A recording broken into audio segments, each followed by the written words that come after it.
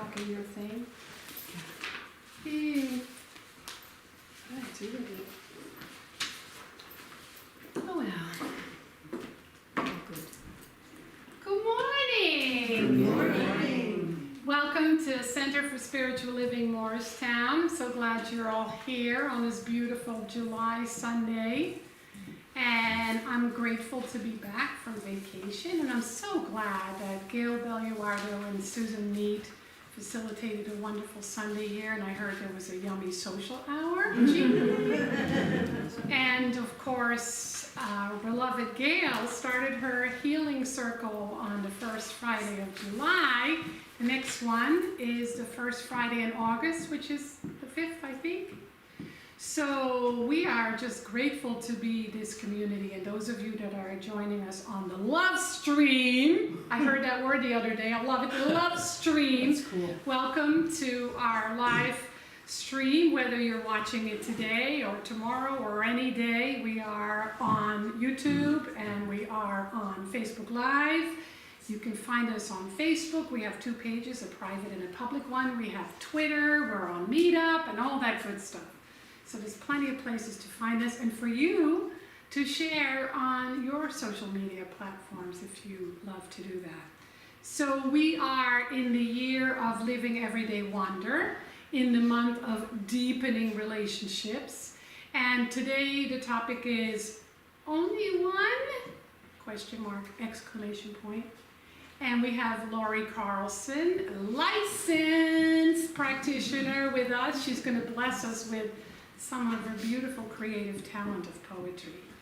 And I want you to know that I'm starting a brand new class, and it's a free intro on August 26th, which is a Thursday night, and then class is either going to be Tuesday evenings or Thursday mornings, depending on the level of sign-ups. It really helps us if you're interested in taking the class that you register now, because if nobody registers, we'll just postpone it. So register as soon as you can. All that information is on the flyer. And the name of the class? Change your thinking. Change your life. Yes, that famous Ernest Holmes quote. And it's a brand new class. And the cool thing is it's only 5 weeks. All right. So I misplaced my cheat sheet. Oh my goodness. Oh yes, let's do our namaste practice. My hands told me so.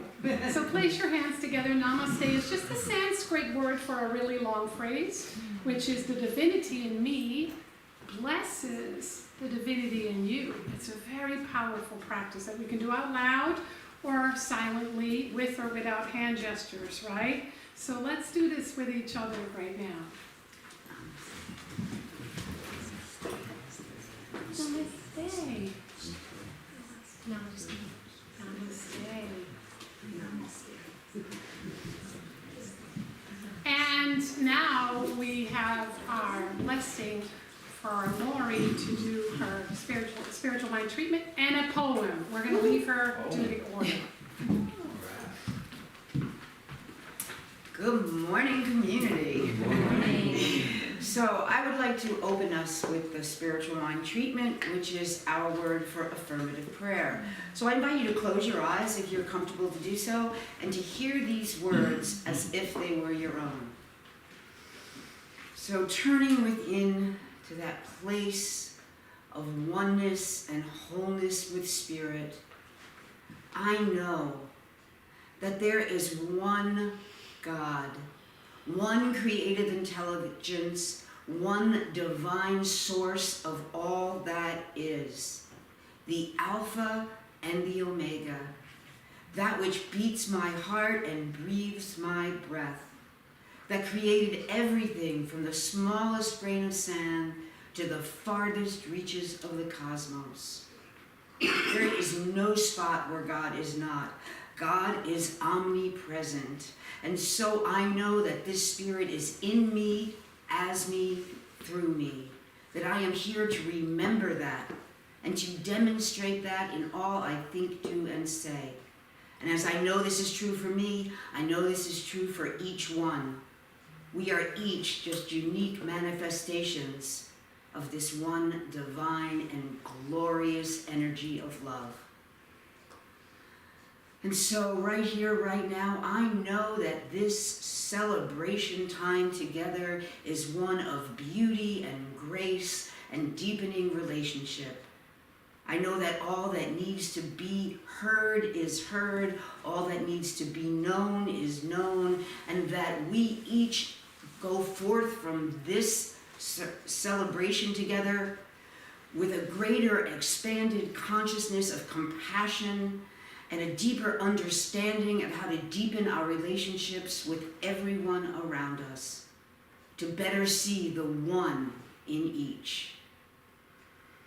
And with gratitude for knowing this today, with gratitude for speaking this word for all here and all listening, with gratitude for this beautiful teaching and this center of which we are a part and which fills our souls, I release this word into an ever-present and loving law that can only say yes, knowing it is already done. Because as I think it, speak it, and do truly believe, so it must be. And I invite you to join me in saying, and so it is. Well, from that beautiful space, I hope that you all took a card this morning as you were coming in. For those of you online, we had a little bucket with cards that people were invited to take as they came in. And of course, there is no coincidence, there's only synchronicity in the one mind. So the card that I chose goes completely in alignment with my poem today. So I'm going to read it to you. You must first see yourself as worthy before you can see another as worthy. You must first see yourself as blessed before you can see another as blessed. You must first know yourself to be holy before you can acknowledge holiness in another. And right now I feel pretty worthy, pretty blessed, and pretty holy. So therefore, so are all of you. So anyway, there's a little story about this poem. It is not perhaps in its final incarnation, but then whatever is, right? It's always a process. Everything is always evolving. But I was riding on the back of my boyfriend's motorcycle the other day and looking out and thinking about relationship and oneness, and this poem just sort of downloaded to me. And believe it or not, I was on the back of a motorcycle with my phone in my hand, swiping furiously, trying to save the thoughts that were coming to me. So this is the result of that download from Spirit. And I call it sight.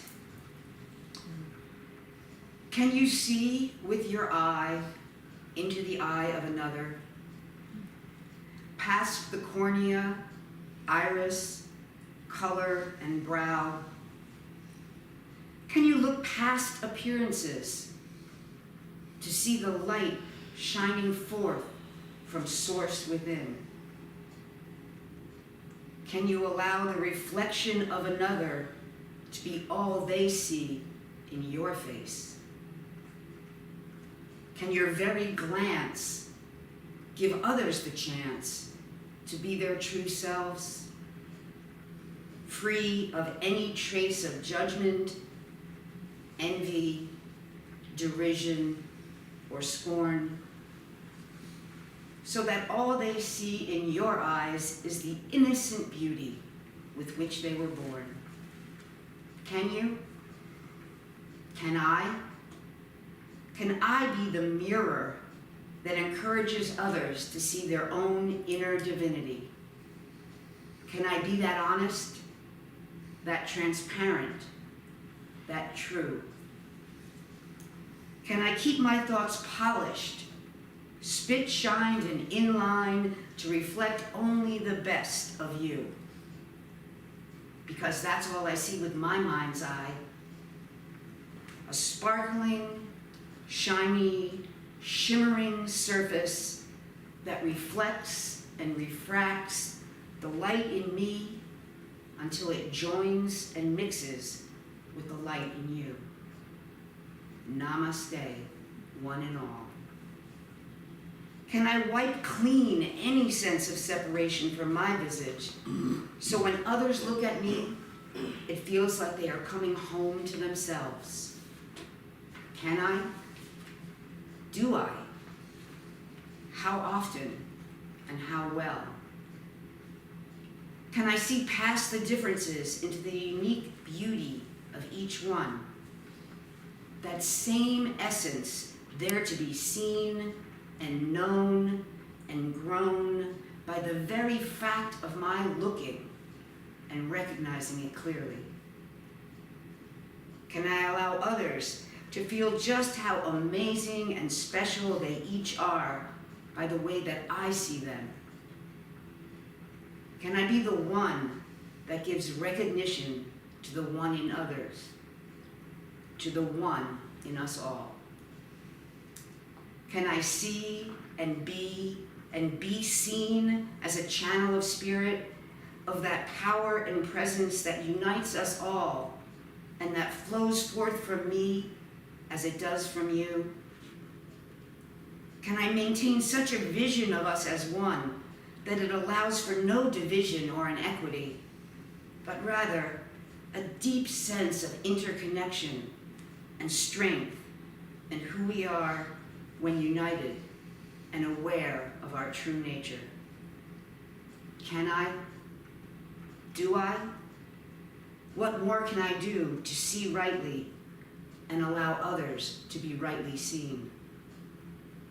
Can I realign my posture, my position, my pose? Can I be mindful of every muscle twitch, every grimace or groan, every about to be roll of the eyes, and instead emanate compassion and exude acceptance to all in my every smile, however small? Can I use my physical form to put others at ease, not make them uncomfortable, feel competitive, or in any way less than, fearful, or challenged?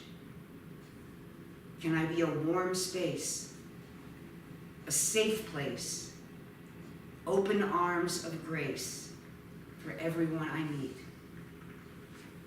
And if not, at least a neutral one, arousing nothing harmful, nothing negative, nothing that is a you, not me feeling, but rather somewhere, someone that invites you in to take a deep breath or release a deep sigh, where you can relax and feel seen, accepted, and whole.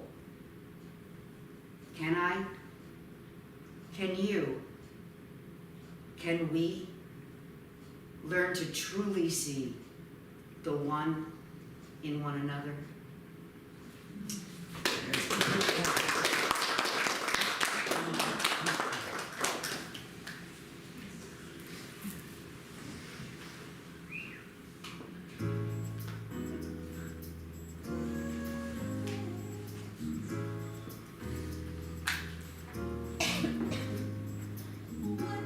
Singing along is allowed.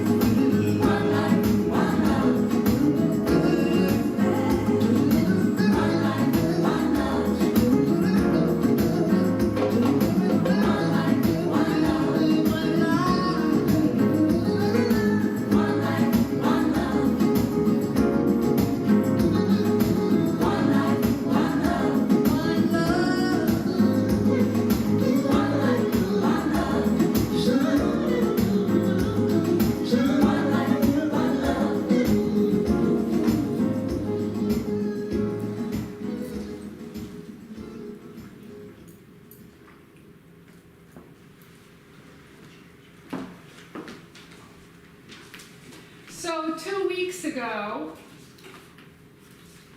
I brought that little mantra to the celebration, and I realized from Lori that I mixed it up.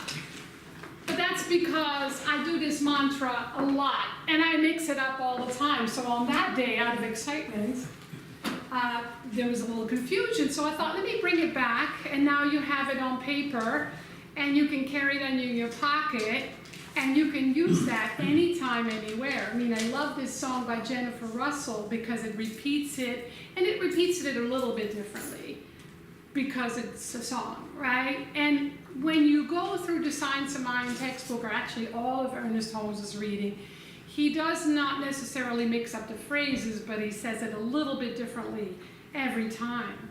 But really what he's saying is that there's only one life.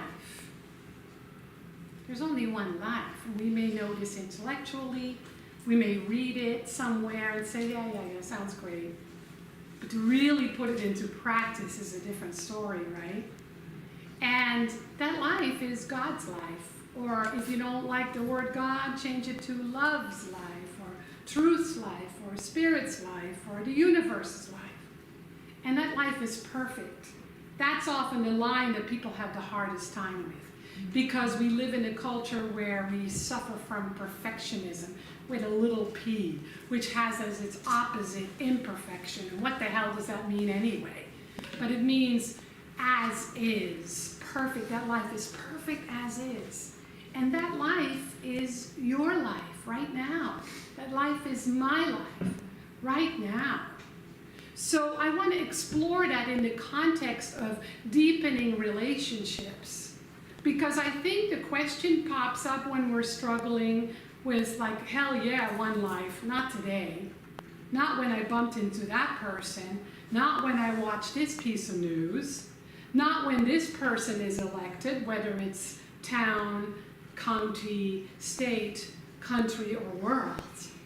And so we get to really pay attention where we catch our beliefs, where we don't believe in the one life. Because that's incredibly rich. Many years ago, there was a colleague who I adored. She was quite irreverent and deeply loved because of it. And she used to say, there's only one life, there's only one God, and it's all done with mirrors. And I've never forgotten that, because the concept of the mirror, life as a mirror, is probably one of the most powerful concepts for those of us who call ourselves metaphysicians, for those of us who are practicing metaphysicians, for those of us who say or think or feel that we're spiritual, especially when we think we're more spiritual than somebody else, because that can get us in trouble, right? And so what does that mean then? It means that when we look out onto the world, people, places, things, experiences, they are always a reflection of our own consciousness. I really cannot see the reflection of your consciousness. I can only see the reflection of my consciousness. So when you say something, or you have an opinion, or a compliment, or a criticism, it doesn't say anything about me. It says more about you, or the person giving the compliment or the criticism. And so that's why it's such a powerful spiritual practice, because that's probably the place where we get caught the most, where we struggle the most, where we suffer. And so that's why it's so important for us to pay attention to our own suffering, our own struggles, because they just make known a belief we hold that we can really see. And once we really see it, we can choose to be bound by it or to be freed from it. And that's where our spiritual work comes in. And it's forever. It may just be a very limited belief on my part, but I believe as long as I live, that is going to be a part of my practice and my experience. And so what we find then is that we have this love-hate relationship with this mirror thing.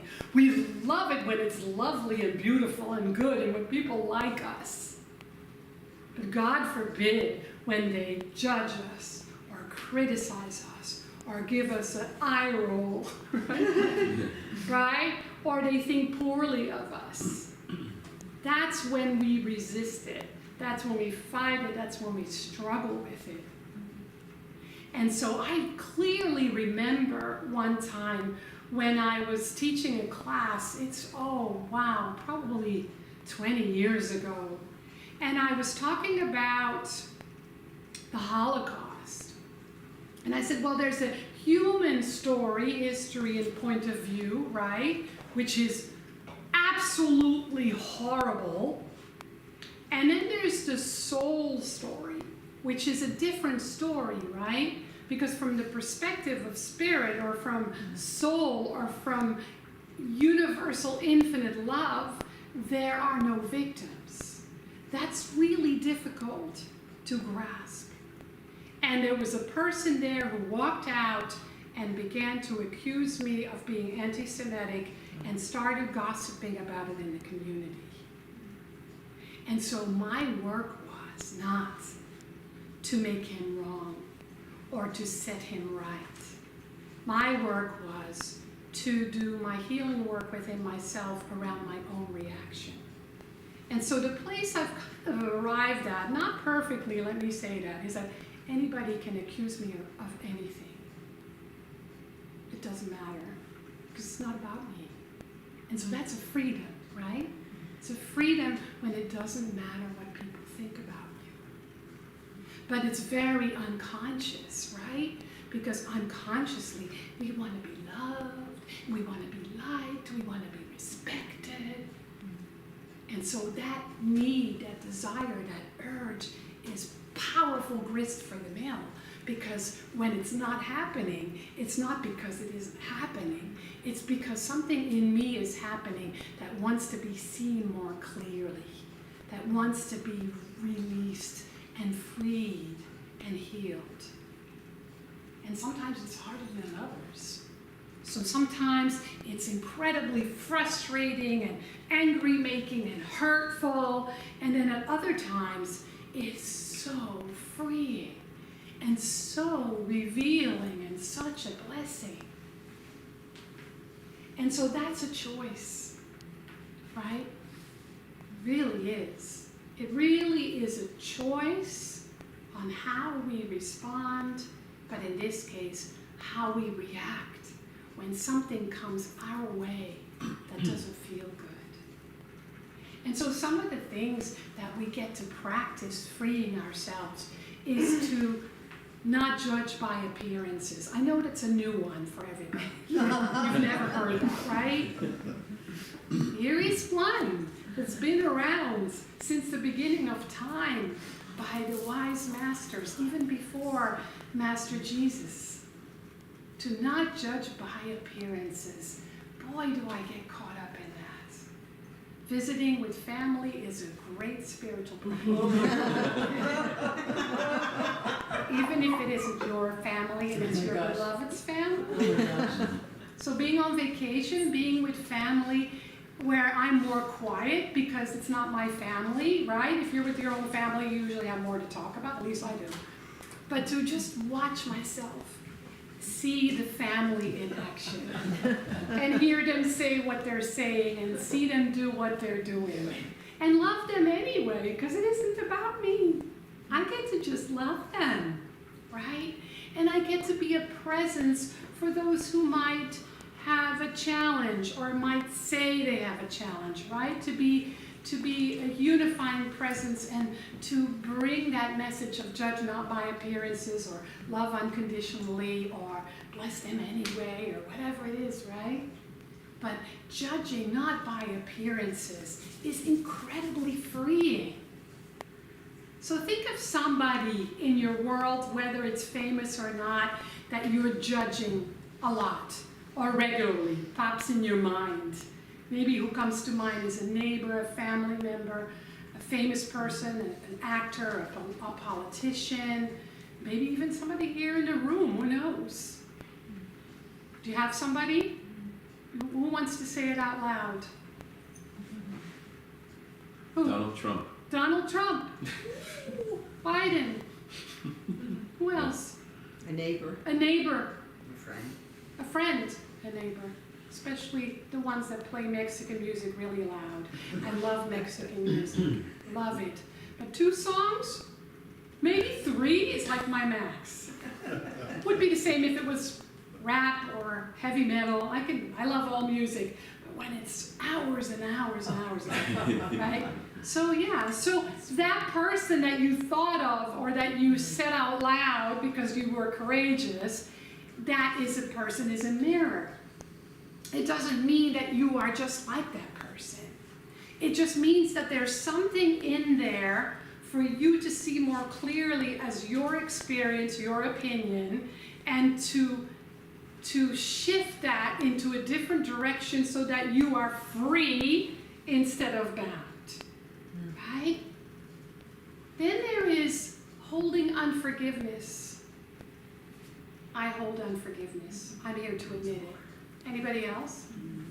Yeah, it's kind of human, right? To hold unforgiveness. That just means not that the person who, or the people who hurt you are not forgivable. It means that you're holding something in your heart that is binding you, that is affecting you, that is blocking your good, that is harming you, not the other person. It's been said that to not forgive means to, how does it go again with the poison? To take the poison and hope the other person dies? When I heard that, I was like, okay, I'm done, I'm good. So my unforgiveness is not so much solid, it's very morphed, and it's just occasionally the hurt kind of pops up and I go, oh, it's still a little bit there. There's still more freeing to do. And then to have that compassion for ourselves, because the next one is acceptance. To accept everybody, including ourselves, for who we are, is the most freeing spiritual practice you and I will ever do. Because then the energy moves away and there's a freedom that allows us to just be who we are. Because the mirror of not accepting is a mirror of not accepting something about ourselves, like your beautiful poem. Because my lack of acceptance gets projected out into the world. The world is a mirror and reflects it right back to us. And that's the beauty when we have somebody in our lives that doesn't accept us or doesn't accept a certain thing about us, is that they're just mirroring the room we each have to have more acceptance and love for ourselves. So the mantra, there's only one life. That life is God's life. Inside and outside. The I and the we, which I learned from Gail, is really we, M-W-E. Years ago when you said that, I love that. There's only one life, and that life is God's life. So if I can see God in my neighbor, or my family member, or Trump, or Biden, or Jane Doe, or Harry, hollering Harry, right? Well, we can accept that and see the God in them. We're free. And so that's why that life is perfect. It's perfect because it's God and only God. And then that life becomes our life. That life cannot become our life if we cannot see, feel, accept it first. So there's a section in the Science of Mind textbook that I particularly love. I was talking to Larry about it. Took me a few minutes. And it's about that idea of the mirror. It's on page 290. In mental work, we must realize that there's one infinite mind. You already know that. My mind, and universal mind. This is one thing. It's one mind. In mental work, we must realize that there's one infinite mind. directing our destiny by means of our spiritual work. Declare every day that no mistakes have been made. No, none are being made, and none can be made. Let's say that together. So repeat after me. No mistakes have been made. No mistakes have been made. None are being made. None are being made. And none can be made. None can be made. Declare there is one supreme intelligence which governs, guides, and guards, and tells me what to do, when to act, and how to act. Let's do that too. There's one supreme intelligence, which governs, guides and guards, tells me what to do, when to act, and how to act. Declare further. Look, repeat after me. Everything necessary to be full. Let me say this again because I messed up one word. Everything necessary to the full. And complete expression. Of the most boundless experience of joy. Is mine now. Know this, see this, feel this, and be it. That's a powerful affirmation that he repeats a couple times in his writings. Know it, see it, feel it, and be it. Do this every day for a few minutes. We should all do this until the time comes when it's no longer necessary. But when that time comes, we will know it because our demonstrations will have been made. And so the idea is, the question then is, well, what is there to know? Well, what there is to know is that there's only one life. That life is God's life. Life is perfect. That life is my life now. Yes. And then what is there to see? Well, to see that wherever we go. That facilitates healing on the planet. It's where we're not seeing it for ourselves, each other, or the world, is the separation that we witness. Feel it. Feeling the oneness of all life is so easy when you're with a loved one. It's so easy when you're here. It's so easy when we're in nature, when we're having fun, right? It's not so easy at other times. Well, the not easy is so rich because that's where our true nature is hidden and wants to be expressed and wants to be lived. To be it, he capitalized the word be, because that's our essential nature. So my next question then is, what if this is easy? What if it were easy? It is. It is easy when we choose it, when we judge not by appearances, when we practice love and acceptance, when we do our own healing work, when we see the world as spirit unfolding and expressing, and where we don't, we do our own inner work. I decided when my birthday came around that I shared this a few weeks ago, how I realized I lost my joy at one point, a few months ago. And I went, oh, I lost my joy. And I realized that nobody gets to steal my joy, because that's my nature. That's the kid inside. That's the free self. That's who and what I am, always have been, always will be. But it's a conscious practice, right? So I decided that nothing and no one gets to steal my joy. If your joy, love, peace, harmony, wisdom has been stolen, it's because you've handed it over somehow, not consciously. It's important to see how we give that away, because that's ours, that's our essential nature. That's who we always have been, always will be, and must live. And so let's open our minds and our hearts and our bodies to this whole idea that there's only one life, only one spirit, only one love, and that it's all done with mirrors. So let me close that with a healing treatment. But before we do, I want you to close your eyes for a moment and just put your hand on your heart.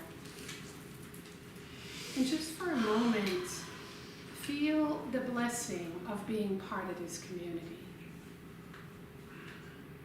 and its history, its presence, its future. And so just let that gratitude be expressed today by means of your prayerfulness for the well-being of our community, or maybe a decision to volunteer, or maybe a way to financially support our community so that our legacy is assured. And there are many ways to do so. If you're not sure, just ask.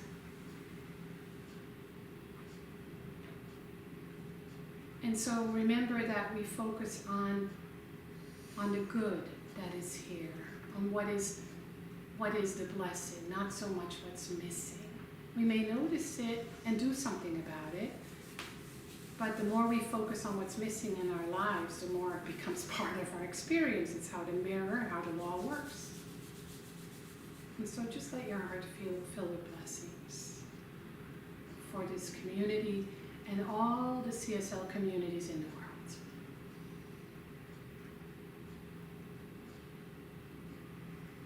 And so here, let us know this one life that is our lives, that is perfect exactly the way it is, even if it seems not to be so, is our opportunity for unification, for feeling the presence and the power of spirit in our body, in our heart, in our mind, in our soul, and in the world that we move around in.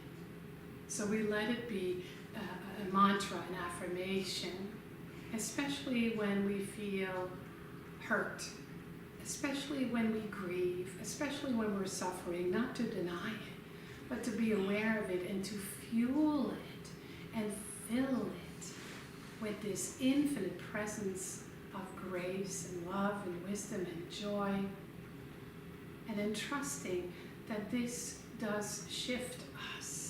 This transforms us, this opens us to a greater idea, the idea of our purity, our essence, coming more alive and spread more far and wide into our world.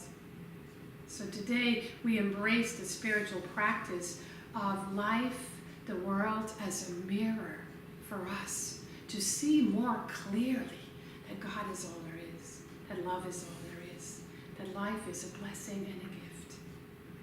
And we each accept that in our own way with awe and gratitude, and by saying, and so it is.